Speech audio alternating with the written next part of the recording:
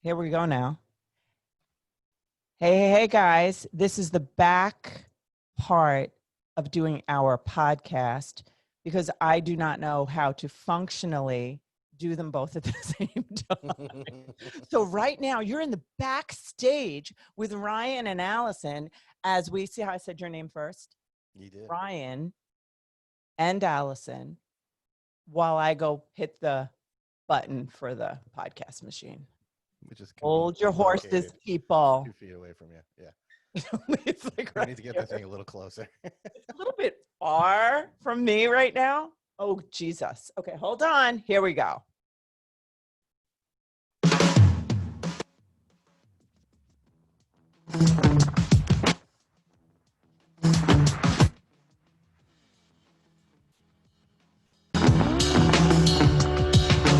Hey, guys. Welcome to Allison Answers with Ryan Albrecht.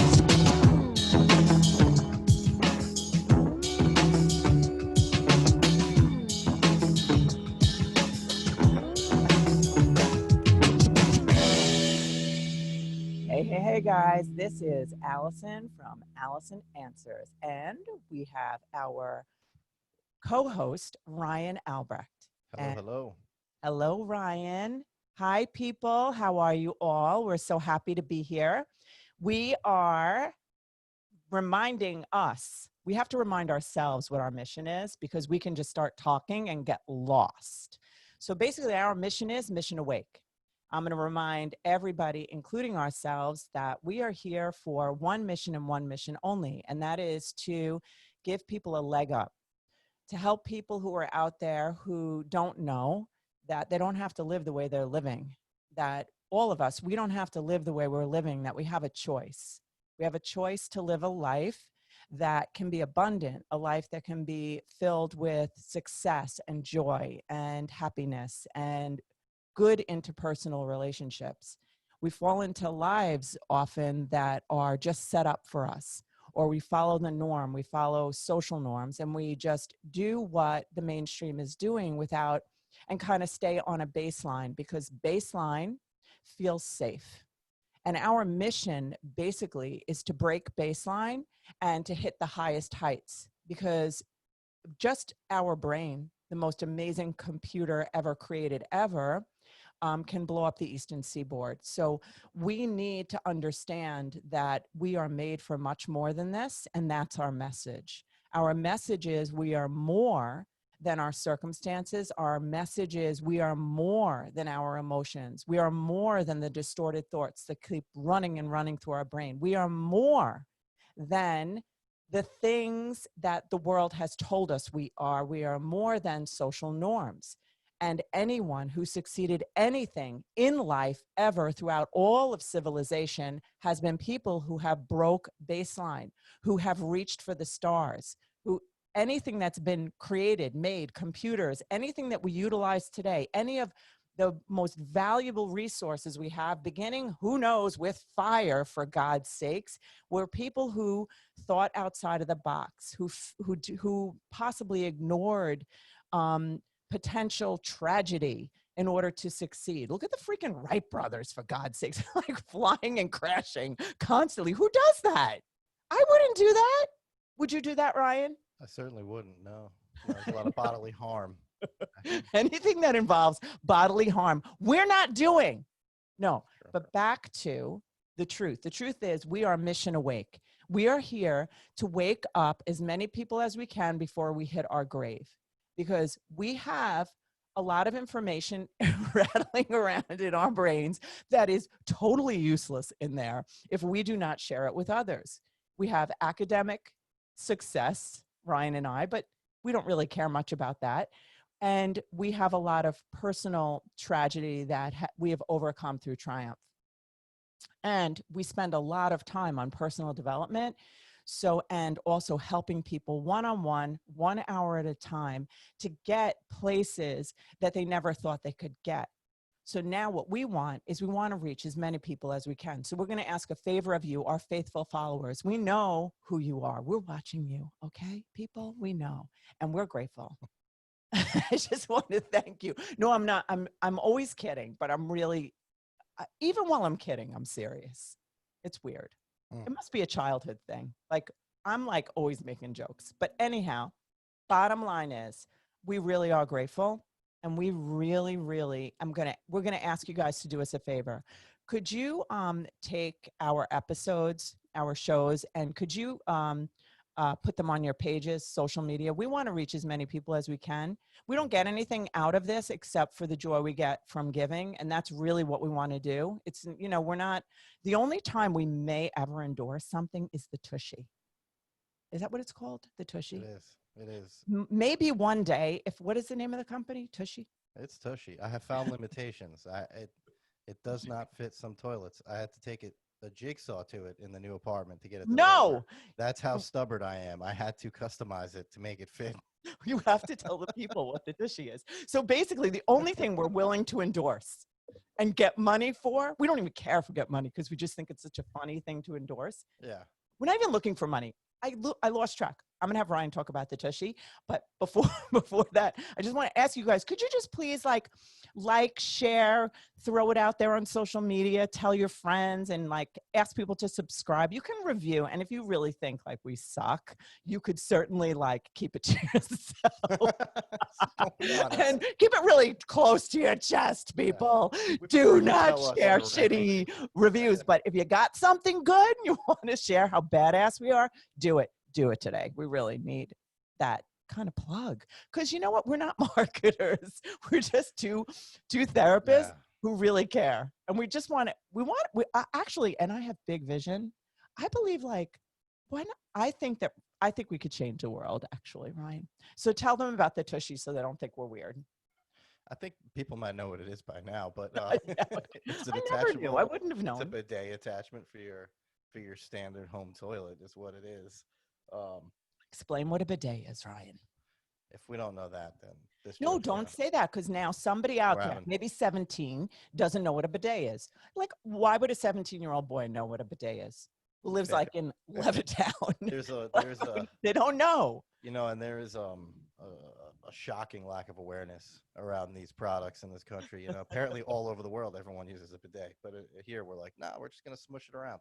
So Exactly. Americans don't care about their tushies. their Apparently. tushies. Yes, they don't. This joke goes all the way back to the very first podcast because you met Warren, who Warren had immediately sold me on a tushy, and everyone was like, "That's kind of weird." And then coronavirus happened. Everyone's like, "That was prophetic." I was like, "Yes," because now I need a quarter of the amount of toilet paper to survive as the rest of you because I have a stupid attachment. That is so So, cool. Yeah, so I didn't have to go to BJ's and like fight people in the aisle for toilet paper. Well- But yeah, it's a stream that helps clean your tush. What can I say? It's pressurized water, and it's hygienic as heck. And It shoots in your butt, like when you're sitting on the toilet, it Yes. shots. It It goes. shoots. You can adjust The cold water, pressure, of and you course. can get the heated one. But you can move the lever, and you can do all types of things. And I gotta Is it, say, you like, can move hard around to a get little bit on, more like the seat? confidently. No, You can poop more confidently. you can Listen, move around your people, your somebody's cushion. got to get in touch with Tushy, because we could skyrocket you with our small amount of followers. Everyone will get a Tushy. Yeah. Yes, and I could even. I'm so attached to it that I cut it up with a jigsaw to make it fit the toilet in the new apartment we moved into last week. So, You couldn't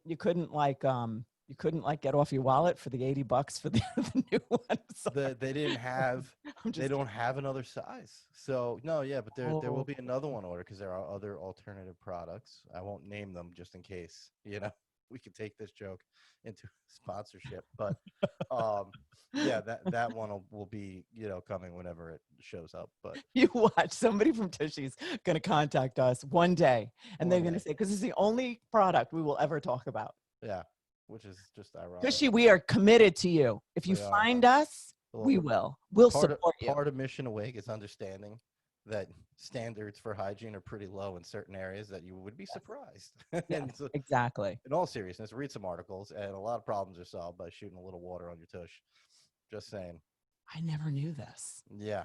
I've not. I mean, All right, if you think Brian, about it, we can get graphic about it, but if you think about our standard practice, it's pretty gross. it's pretty gross. And like, I don't know, like You ever just spill something on a surface that's a little porous and you can't get it all? Like, I mean, let's think about it. Oops, I Let me knocked ask my. you something else. Like, honestly, Ryan, do you honestly think like about like tons of listeners just dropped off because they're like, this is just ridiculous. Are they ever going to stop? I'm just leaning into this Let's lean in. with you, and Yeah. I can again, I can edit what goes out onto the podcast, but I cannot edit this No, video. don't. Oh, that's true. Oh, my crap. The video can't be edited. I No, forgot. it The can one, be, the but you last have damn it. video, the last freaking video that we did. Let me tell you something. Ryan edited out on the podcast Of course, some I did. disparaging things he said about me while I got up to get the barking dog behind me. And then I found it on the video. I'm like, that little bastard. Look at him. He freaking just like, Allison just talks so much that like, I don't even know what to say. No, you didn't know what to say because you didn't know what to say. Okay. Ah, All right. Sorry, Ryan. That was like a dig. That was a bad dig. But well, okay. I apologize. We really better get back on center talking. Okay. Well- So bottom line is our topic today is nothing like specific. It's about basically how do we maintain creativity, expertise, excellence, continuing to move ahead, continuing to make more of our life and breaking baseline, meaning we shoot for the freaking stars every single day when we wake up. How do we do that with adverse circumstances? Because there is no shortage of adverse circumstances ever. They're always going to be there. So, and I'm not saying that in a negative way. They show up. Life happens. It's just it. That's all.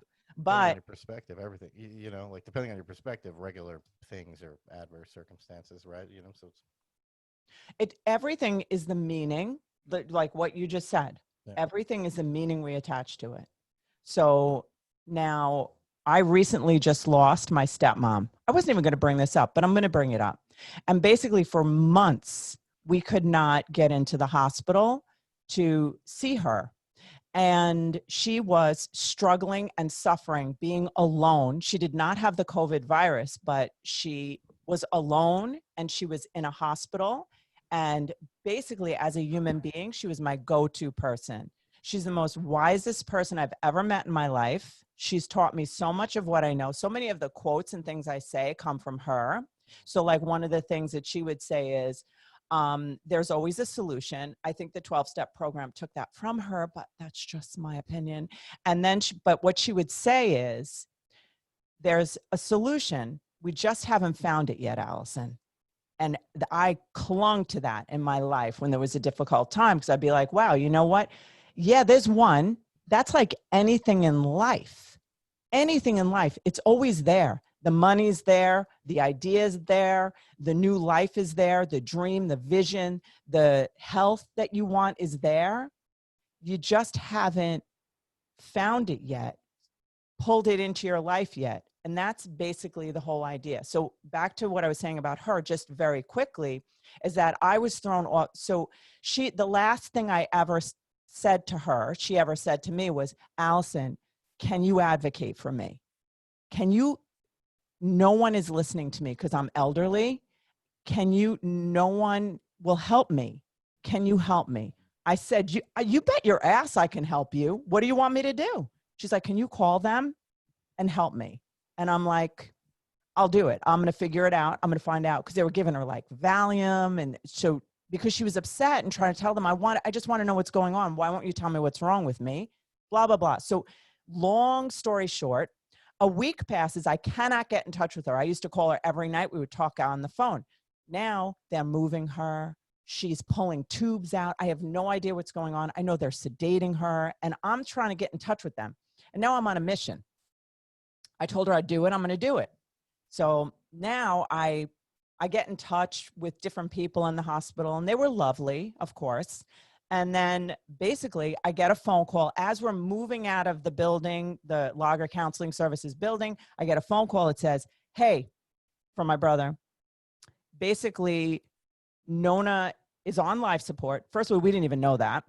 She's on life support, and they're going to take her off. If anyone can do something about this, Allison, if anyone can get in there to see her, it's you. this is your time right now. And my brother's in California. So I'm like, he's Right, like, right. you got to do it now.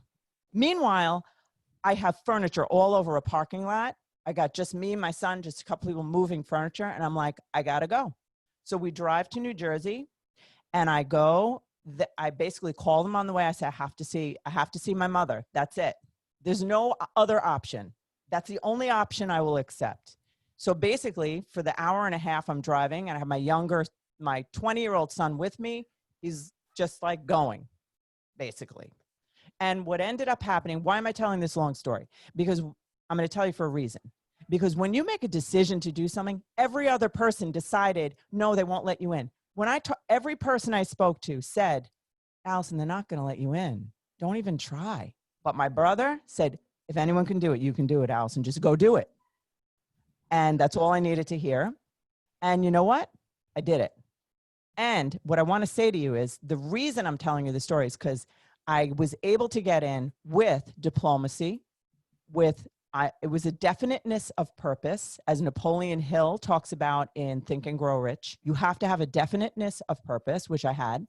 I was like, no matter what, I've already made the decision that I'm going in. So I knew it was happening no matter what. I knew I was going to have favor with the people. I knew they were going to be kind to me. I knew it. Now, if I was going in with the meaning of, you know what, they're never going to let me in. I'm ready to fight, whatever it was. I wasn't ready to fight. I didn't even envision myself fighting. I knew that doors would just open for me because I was going and there was nothing that was going to stop it. I believe in that for even if you need money. It's just going to happen. I don't even know how, but it's going to happen. So now we go there. I am literally telling you that we get there. There's a freaking valet. They know who we are. The security guard knows who we are. The people walk us in. Nobody's allowed in this place. We go in and they took her off life support. She was held down with restraints. As soon as she saw me, as soon as they let go, she grabbed me and held me. And I looked in her eyes and I said, I told you I would do it. I said, I told you I'd get in here. And she locked in my eyes literally for like a long time. We were just locked on our eyes. And she couldn't talk, but basically she knew I came and I made a difference. And we stayed with her. We helped her die. So what is my point? I'm not sad about that. I'm showing that in the hardest of circumstances, I could have just said, oh my God, I can't do this. I'm in the middle of this whole thing. Nothing will work. One of my sons said, Mom, I can't leave you with this mess. I'll figure it out. Just go. And everybody's just like, you can just do it. And that's a message I want to get across about life. Everything I've ever done like that has worked.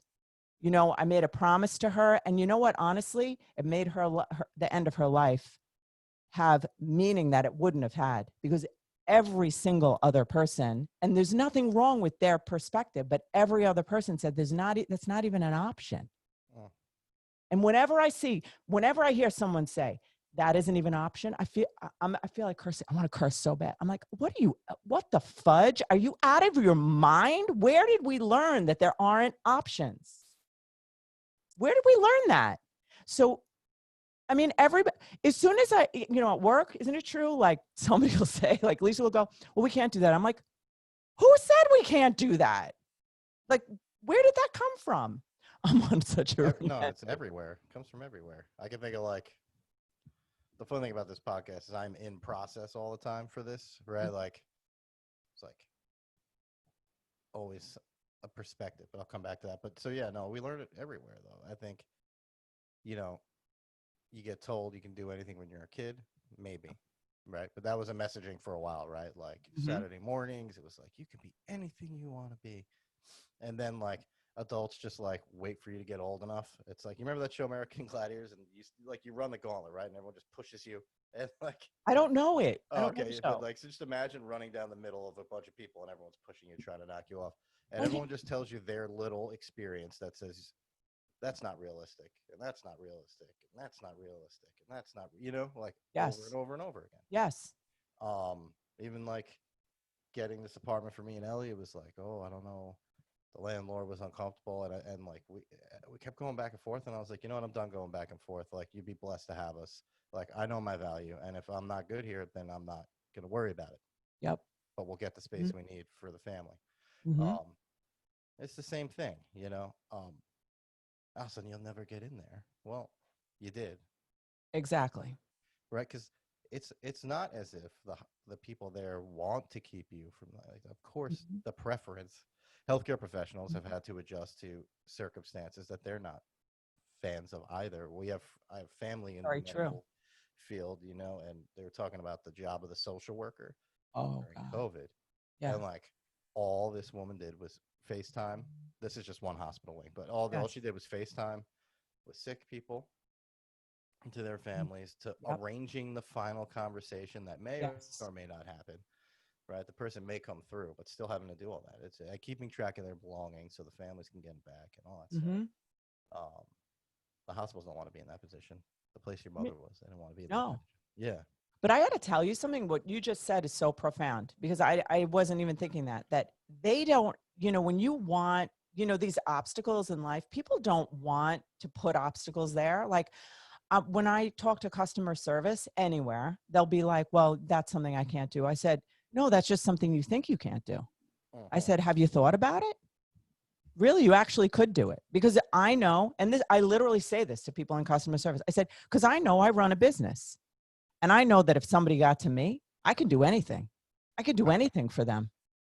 I could do anything financial for them. I can give them favor. I said, so, and I literally tell people in customer service that, so basically you may think you can't do things, but if you can't, could you give me somebody who can?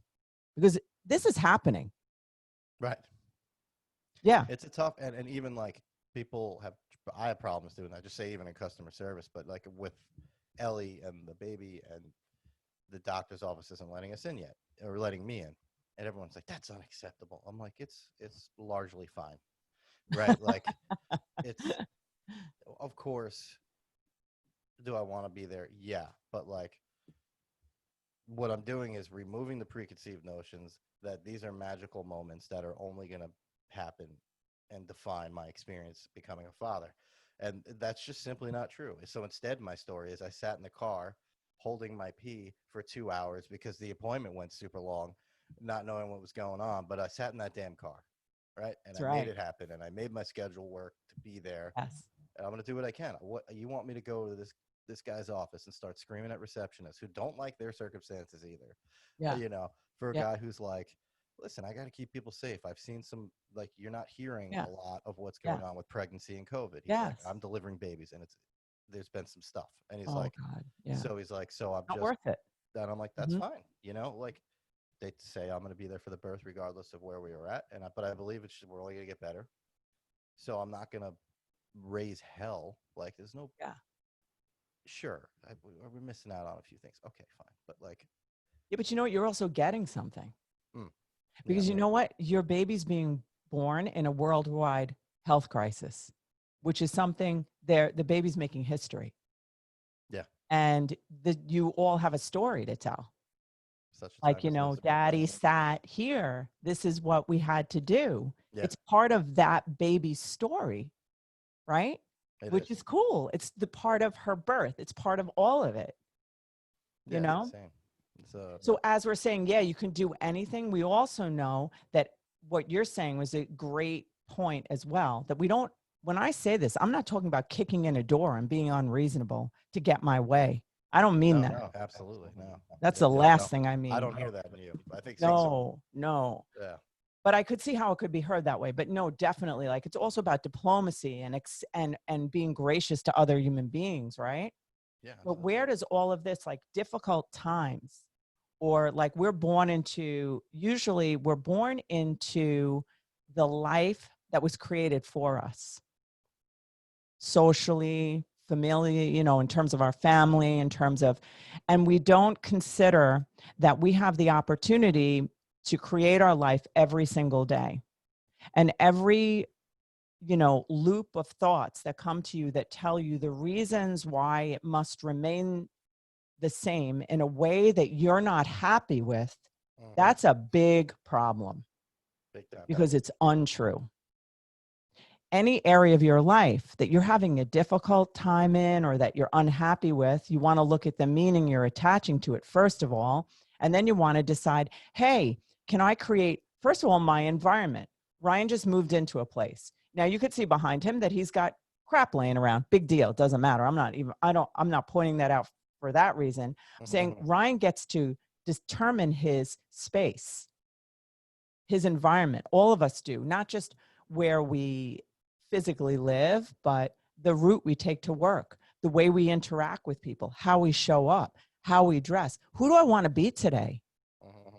Right?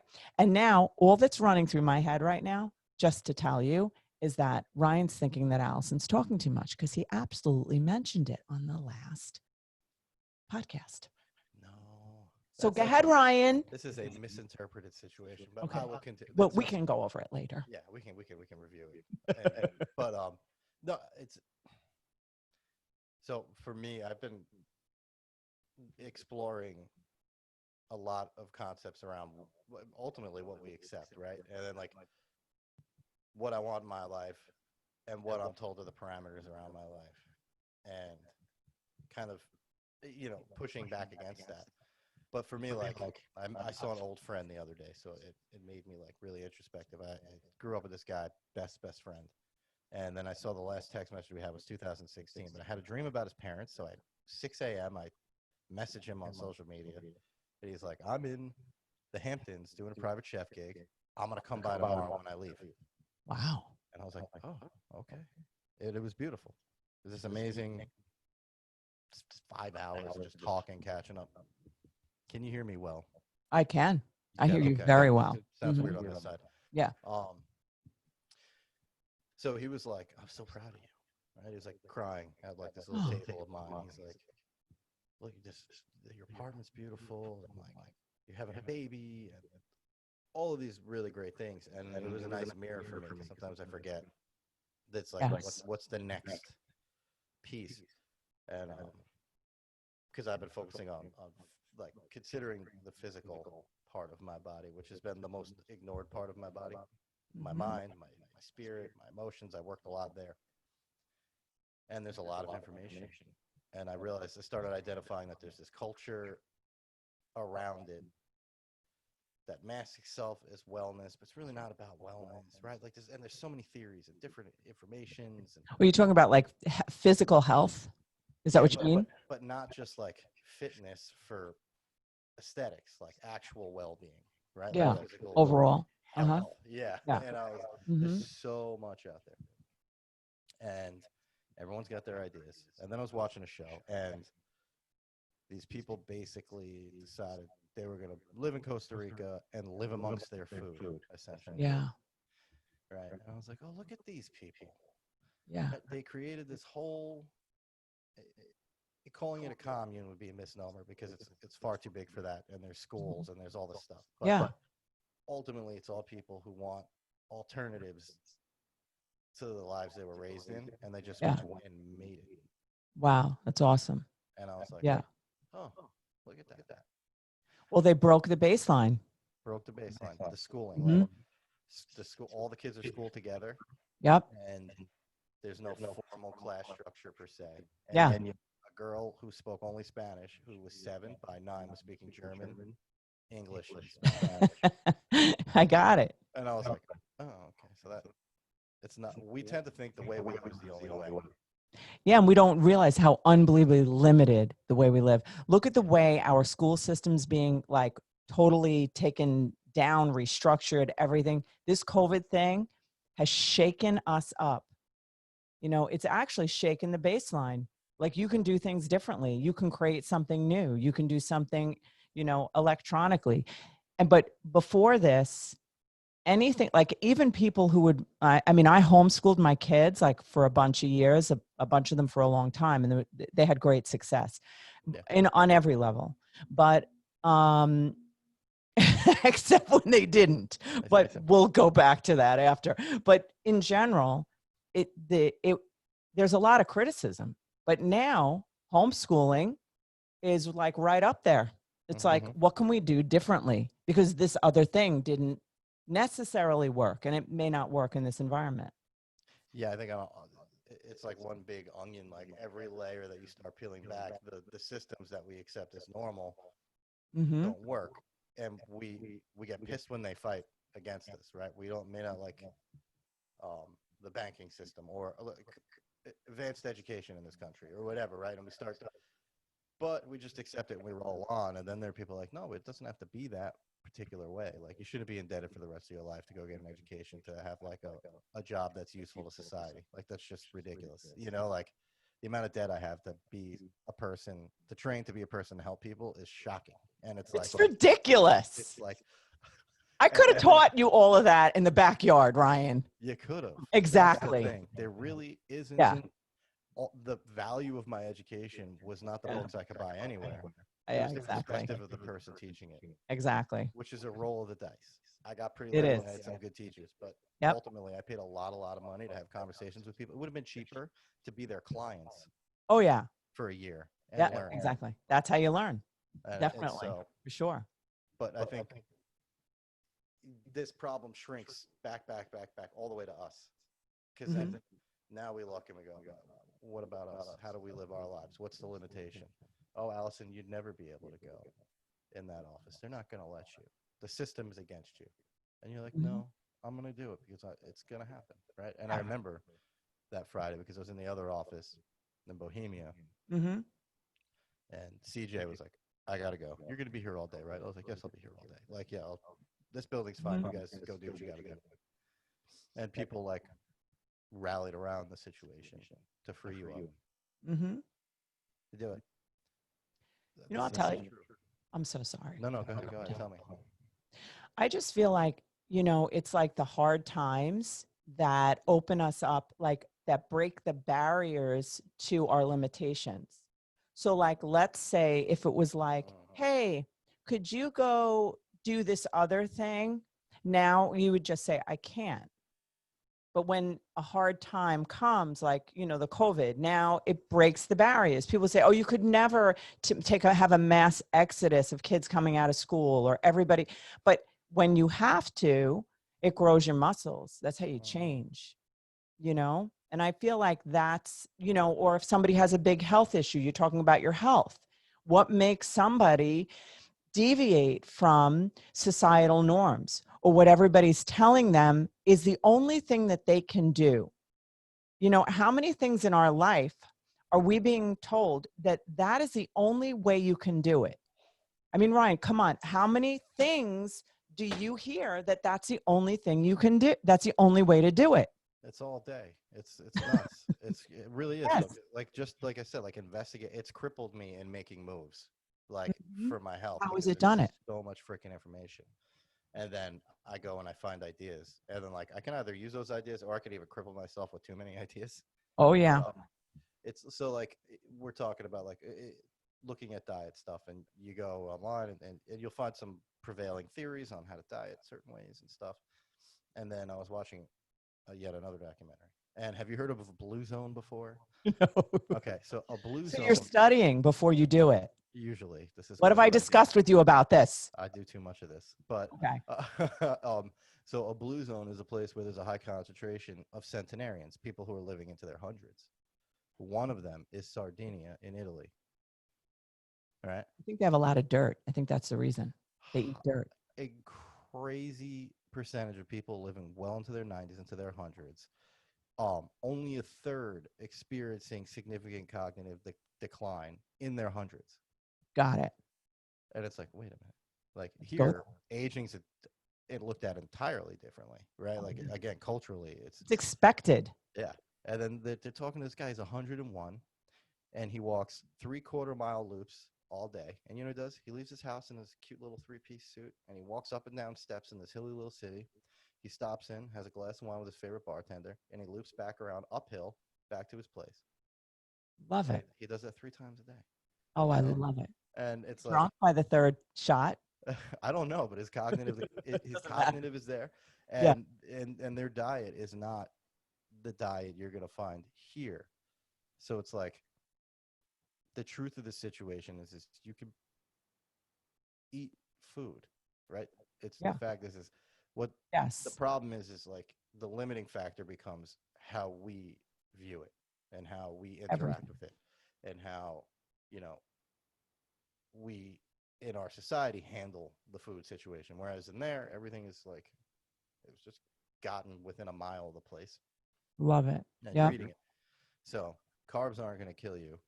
It's it's the processed carbs that we eat, right? Like, and Yes. it's too much protein. There's no, you know, there's a lot of high protein Mhm. diets that you go find that information. You go ahead, you hop on keto, you do your thing. There's no evidence anywhere in the rest of the world that anybody's living longer from living that, having that kind of diet.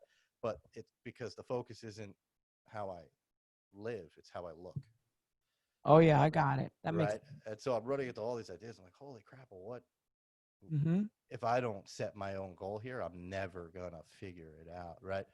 It's like if I don't set my own ideal, my own Yep. perspective, it's just never going to work. And all you bump into is things to knock you off track. You know, the phone's listening and the phone's going to show me ads of a bunch of other information that's going Yep. to Constantly. change my mind. So, um, I just, I want to piggyback on three things that you said. yeah, good memory. One is that everything is a meaning we attach to it because we forget constantly. That's part of Mission Awake, is telling ourselves and telling you guys that our thoughts are physically substance. They literally are substance. Every gene has 35,000 possible expressions at least. And what ends up happening is if the way that we think unzips the DNA that allows the expression of different genes. So if if you're thinking, oh, I come from a long line of whatever, people with heart disease or being overweight, or this is just what happens when you're getting old. I Mhm. I went I would go to this woman for like like a service, whatever. And it's nothing big. I just don't feel like talking. But anyhow, so she, every time she would talk about, when we're getting old, when we're getting old, I feel like going, talk about yourself. I don't feel like I'm getting old. I feel younger than I've ever felt. So it was like every 15 minutes, she was referring to herself as getting old. And I'm thinking, you're going to get really old fast. So basically, and I have to say something to you. I hope you don't feel bad. But in the book, Think and Grow Rich by Napoleon Hill, he says, and he compiled it from all these hugely successful people, he said, successful people make decisions quickly and change their minds slowly in regard to it. Mm. Sorry, Ryan, don't get mad at me. Unsuccessful people, I'm not saying you're unsuccessful because you are. You're such a success in my eyes. But that unsuccessful people make decisions slowly and change them quickly. So hear it. Successful people make decisions quickly and they change their mind about it slowly. Ed Milet talks about the only decision that's a wrong decision is no decision. Mm. And the bottom line is that if you're going to make if you better make your damn decision, he tells us that in Arete, like you make your decision and marry it. Marry that damn decision. Even if it's the wrong decision, marry it and make it happen. Commit to it. Because when you commit to something, you can make that happen. But if you make a decision and then you waver, like, that's the same as not making a decision. You know what? It's just get the shit done. Ryan? I'm sorry. We'll discuss it after. He's going to be pissed. Or if I walk Oh no, I'm a not little pissed. bit away, he's going to be like, she's always telling me what to do. I need a dog to bark so I can have a voiceover. I know, so we can get freaking No, tell him. I don't. Yeah, that's why I talk about still being in process as we talk about this stuff. Yeah.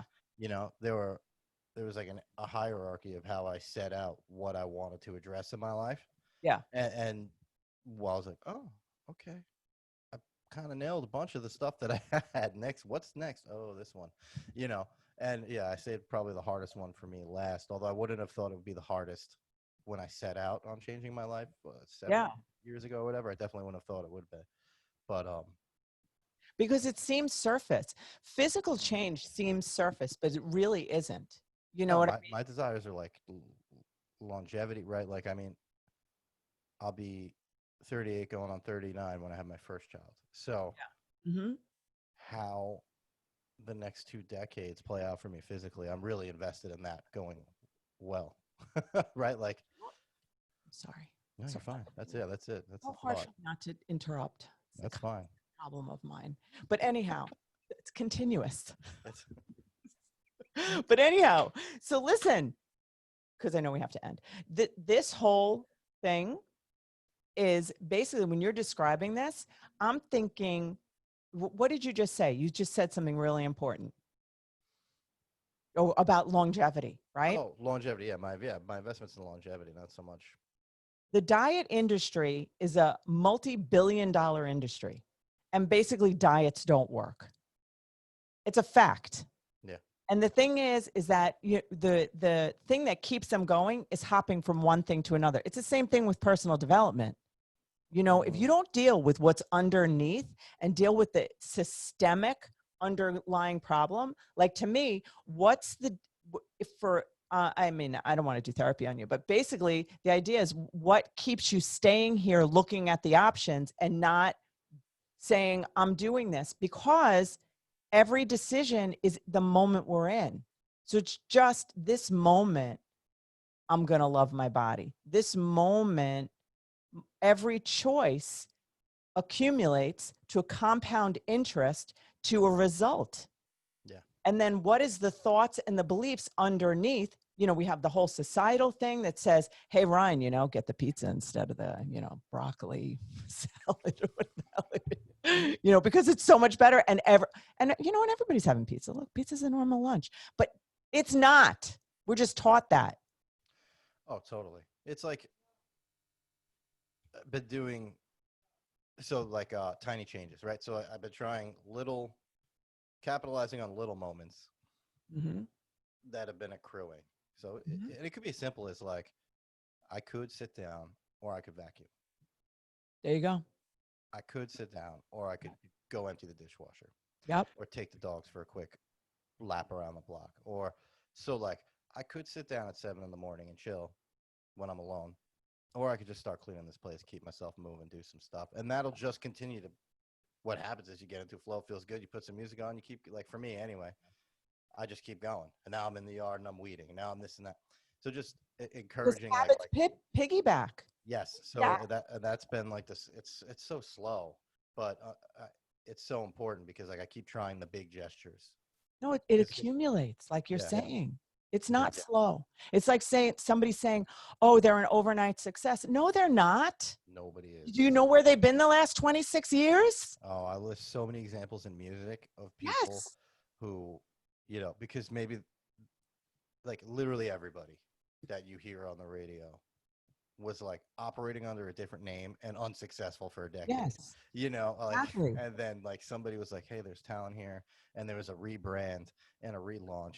And then you're like, oh my God, they came out of nowhere. No, that's because you just didn't know who they were prior, or they changed their stage name, Exactly. you That's know? it. Yeah. Yes, but all the work they put in accumulates. Nothing is in vain, you know, and it goes the same way the other way. Like I love Jim Rohn talks about, and I've said it on the podcast, that Mhm. that we're a product of what we've been doing the last 5 years. You know, that what does he say? Simple disciplines practiced daily Mhm. produce success, and simple negative, seemingly benign choices accumulated over a period of a year or 5 years produce unsuccess and failure and heart disease or whatever it is. And that's the reason why human beings, because we are so like cause and effect, if we don't see an immediate result, we change. And that's what I'm tying this all together, just even with the idea, Yeah. stick with a damn decision, stay, for God's sakes. Jim Rohn talks about, why doesn't anybody finish a damn baseball game? They leave because their team is losing. Like, stay with things, for God's Well, sakes. that's a good example because adverse experiences Mhm. changed the plan that we had, right? Mhm. So we may have been on a track that we were like, this is going where I want to go. And then we have an adverse experience, and it may force us in some way to adjust how we're living to Mhm. meet the situation, right? Like the example we started with, like you could have processed having to not continue with your move in one of two ways when you needed to rush to the hospital, right? Yep. Like That could go either way, and then every step along the way, there was an opportunity for you to flip the script again and again and again. Right. And at the end of the day, like, your task was overrode by a need to be there for a person you love. And there's no resentment in that. And people were like, we'll take care of it. And off you went to be exactly where you needed to be at the exact moment God wanted you there. Exactly. There were a million things that could have interrupted that. I smelled. I was sweaty. I had no makeup on. These are things that would stop me any day, even to go to the supermarket. No, I get it. So, Yeah. it's whatever. At any moment, we can say no. I have to move my business from one building to the other. I could not possibly stop this and go. Exactly. Because I couldn't, but you can. Yeah, That's the whole point. We can do freaking anything. We limit ourselves. And that's actually, I'm going to just kind of summarize and wrap this whole shebang up because we got to go. We have people to see, I have a client now. Do you? Yeah. Oh, yeah, I do too. Yeah, Oh, shit. Okay. So here we go. So basically, let's wrap it up. So the bottom line is that we can do things we don't know we can, that we do not have to be consumers of a life that we didn't create, that we can produce a life that we want. I tell my kids at some point, I don't know what age it is. I kind of depends on the kid, but I'll say, okay, guess what? Being a consumer is over now. You will now be a producer. It's like it's science. Science. No longer parasitic. Thank you. But anyhow, I'm going to stop. See, I can't stay on track. Okay. I don't know. We get excited about stuff like this. Yes, that's why we could just go through. I think we should have a retreat that's like a weekend where we just go on stream of conscious, just talking about wonderful, positive things that can change the entire world. Who's on board? You're on board. Review, share, subscribe, comment, tell us whatever you want. We'll do it. We love you. Goodbye. Ryan, wait, I have to put on my outro. We have music to play.